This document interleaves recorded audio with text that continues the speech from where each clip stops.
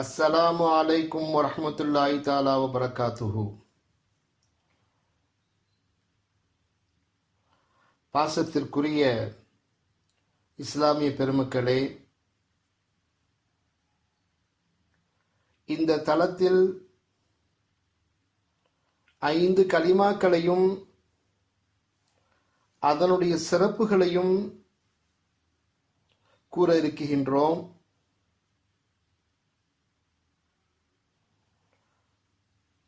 இந்த கலிமாக்களை நாம் அதிகமாக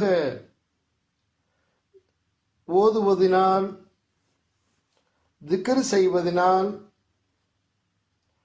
நம்மளுடைய உள்ளங்களுக்கு ஒரு விதமான ஆனந்தமும் நிம்மதியும் அடைவதை நாம் காணலாம். ஏனென்றால் அல்லாஹு தாலாவாகின்றவன் குர்ஆனிலே கூறக்கூடிய சமயத்தில் அலா பி திக்ரில்லாஹி தத்மஇன்னுல் குலூப், அறிந்து கொள்வீராக, நிச்சயமாக அல்லாஹ்வை திக்ர் செய்வதனால் இதயங்கள் அமைதி பெறுகின்றன என்று கூறுகின்றான். பொதுவாக இன்று உலகம் எங்கிலும் அமைதியின்மை காணப்படுகின்றது. ஒவ்வொரு நாளும் குழப்பங்களும் அமைதியின்மையும் நிறைந்து இருப்பதை நாம் செய்தித்தாள்களின் மூலமாகவும் பலவிதமான நிகழ்ச்சிகளை பார்ப்பதன் மூலமாகவும் நாம் கேள்விப்பட்டு வருகின்றோம். குழப்பமடைந்து நிம்மதியற்றிருக்கும் மனிதர்கள் தனிப்பட்ட நிலையிலோ கூட்டான முறையிலோ அல்லாஹு தாலாவின் பரிசுத்த திருப்பெயரை அடிக்கடி கூறி திக்ருகள் செய்து நமது உடலுக்கும் உயிருக்கும் பாதுகாப்பாக அதனை ஆக்கிக்கொள்ள நாம் முயற்சிக்க வேண்டும். ஏனென்றால் அல்லாஹு தாலாவை திக்ர் செய்வதனால் ஏற்படக்கூடிய இன்பங்களை சுகித்தவர்கள் தான் அதை அறிந்து கொள்ள முடியும். அந்த அடிப்படையில் இன்ஷா அல்லாஹ் நாம் அதிகமாக இந்த கலிமாக்களை திக்ருகள் செய்து நமதுடைய உள்ளத்திற்கும் உடலுக்கும் ஆரோக்கியத்தை பெற்றுக்கொள்ளக்கூடிய பாக்கியத்தை அல்லாஹு தாலா தந்தருள் புரிவானாக. முதலாவதாக அவ்வல் கலிமா என்ற கலிமாவுடைய விஷயத்தை இன்ஷா அல்லாஹ் இப்போது கூற இருக்கின்றோம். இன்ஷா அல்லாஹ் தொடர்ந்து எல்லா கலிமாக்களுடைய விவரத்தையும் நீங்கள் கேளுங்கள்.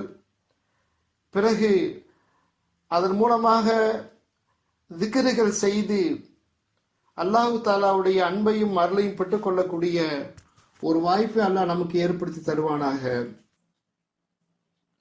முதலாவதாக அவ்வல் கலிமா என்பதாக சொல்லக்கூடிய கலிமா தையிபா, இதனுடைய சிறப்புகளை நாம் பார்க்கக்கூடிய சமயத்தில்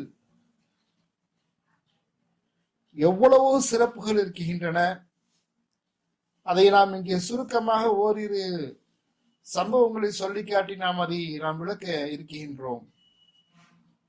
நாம் ஹதீஸ்ல பார்க்கக்கூடிய சமயத்தில் பெருமானார் ஸல்லல்லாஹு அலைஹி வஸல்லம் அவர்கள் அறிவிக்கக்கூடிய இந்த ஹதீஸை ஹஸ்ரத் இப்னு அப்பாஸ் ரலியல்லாஹு தஆலா அன்ஹு அவர்கள் அறிவிக்கின்றார்கள்.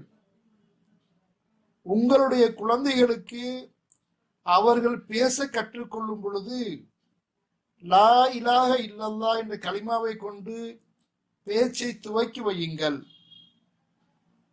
மரண நேரத்திலும் லா இலாஹ இல்லல்லாஹ் என்று சொல்லிக் கொடுங்கள்.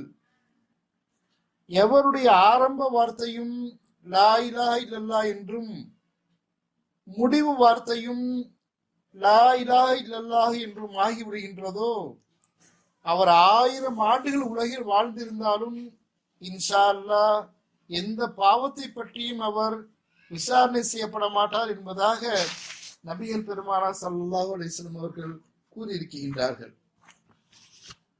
இன்னொரு ஹதீஸை நாம் பார்க்கின்றோம், ஹஸ்ரத் அபூதர்தா ரலியல்லாஹு தஆலா அன்ஹு அவர்கள் இந்த ஹதீஸை அறிவிக்கின்றார்கள்.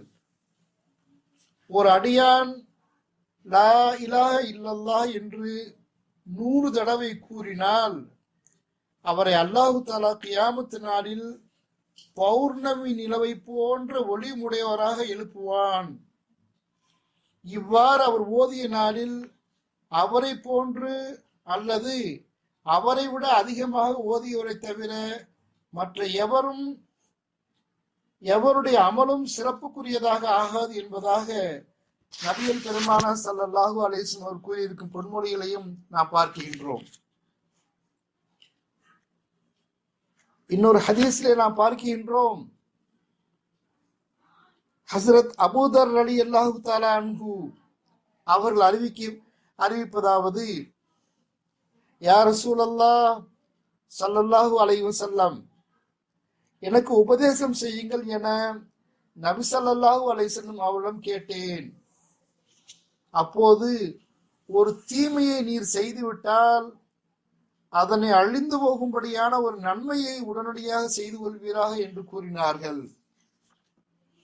யா ரசூலல்லாஹ், லா இலாஹ இல்லல்லாஹ் என்பதும் நன்மைகளை சேர்ந்ததுதானா என்று மீண்டும் நான் கேட்டேன்.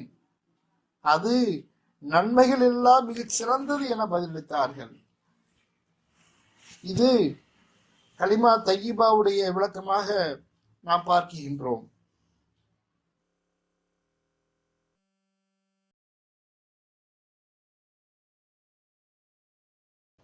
அவ்வல் கலிமா தய்யிப் மனமானது, லா இலாஹ இல்லல்லாஹு வணக்கத்திற்கு தகுதியானவன் அல்லாஹு தாலாவை தவிர வேறு யாரும் இல்லை.